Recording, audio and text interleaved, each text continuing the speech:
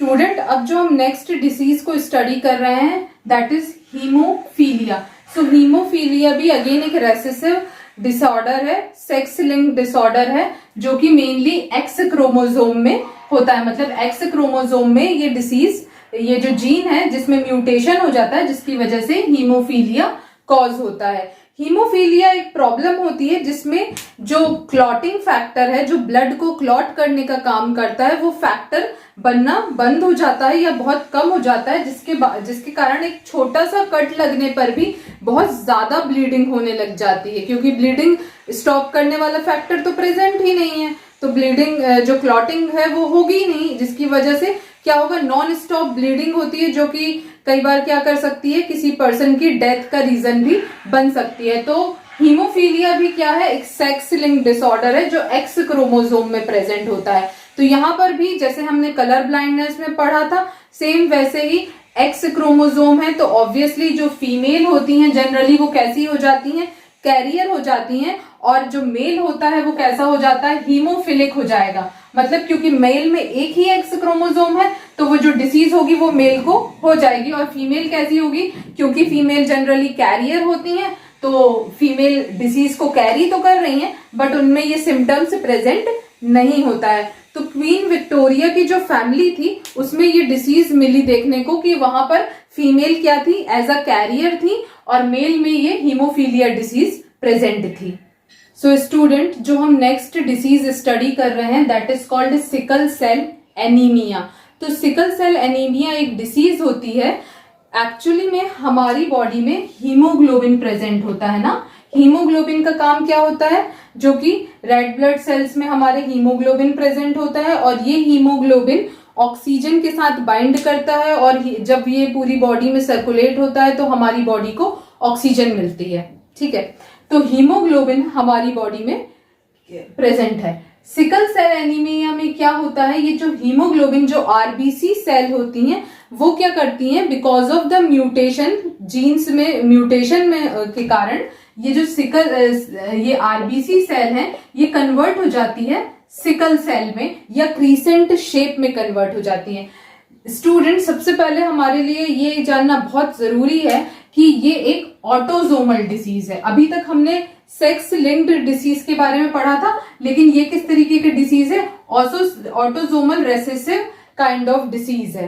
ठीक है, तो ये पेरेंट्स से उनके ऑफस्प्रिंग में हो जाती है, ये पेरेंट्स से उनके बच्चों को कॉज होती है।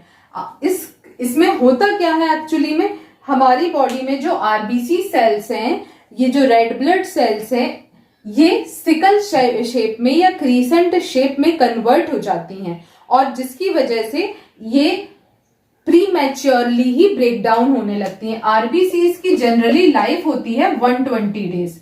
एक आरबीसी सेल 120 डेज तक लाइफ रहती है, उसकी जिंदा रहती है। बट यहां पर क्योंकि ये सिकल सेल में कन्वर्ट हो गई हैं, तो ये प्रीमैच्योरली क्या हो जाएंगी, रप्चर हो जाएंगी, और उसकी वजह से क्या होगा, हमारी बॉडी में आरबीसीज का जो नंबर ऑफ आरबीसीज है वो धीरे धीरे धीरे करके कैसा होने लगेगा, कम होने लगेगा, और इसीलिए हम इसको सिकल सेल एनीमिया कहते हैं। एनीमिया का मतलब ही होता है कि बॉडी में, शरीर में खून की कमी हो जाना।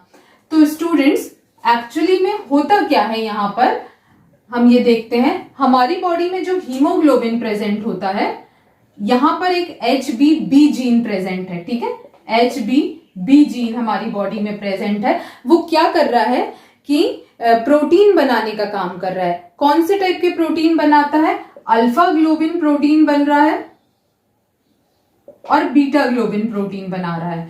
तो टोटल 4 प्रोटीन सब यूनिट्स बनती हैं। 2 प्रोटीन सब यूनिट्स बनेंगी अल्फा ग्लोबिन की, और 2 प्रोटीन सब यूनिट्स बनती हैं बीटा ग्लोबिन की।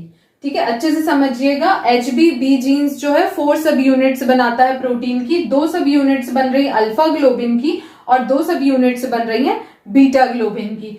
तो क्या होता है, जब भी आपके HBB जीन में चेंजेस हो जाते हैं या म्यूटेशन हो जाता है, तो ये जो आपका HBB जीन है वो किस में कन्वर्ट हो रहा है, HBS में कन्वर्ट हो रहा है, S फॉर सिकल सेल। तो HBB जीन HBS जीन में कन्वर्ट हो जाता है, जिसकी वजह से क्या होगा, सिकल सेल एनीमिया कॉज करता है। तो people with 2 copy of sickle cell gene have disease, मतलब जो 2 copy of genes present है, क्योंकि 4 सब यूनिट है, 4 प्रोटीन की सब यूनिट है, तो उसमें से 2 copies of sickle cell gene have diseases, which means both the copies of gene in each cell have mutation. मतलब हर एक सेल में कि जो दोनों कॉपीज हैं उसमें म्यूटेशन होना चाहिए. अगर सिंगल जीन में म्यूटेशन होता है तो ये कभी भी सिकल सेल एनीमिया को शो नहीं करता है. क्यों? Because it is an autosomal recessive trait. तो अगर सिंगल जीन में प्रेजेंट होता है, म्यूटेशन होता है, तो कभी भी सिकल सेल एनीमिया शो नहीं करता है. क्या होना चाहिए? Both the copies of gene in each cell, हर एक सेल की दोनों कॉपीज में म्यूटेशन होना चाहिए, तभी ये सिकल सेल एनीमिया को शो करेगा. आई होप आपको ये टॉपिक अच्छे से समझ में आया होगा. अगर आपको ये टॉपिक अच्छे से समझ में आया है तो प्लीज स्टूडेंट चैनल को सब्सक्राइब करें, लाइक और शेयर के बटन पर क्लिक करें. Thank you.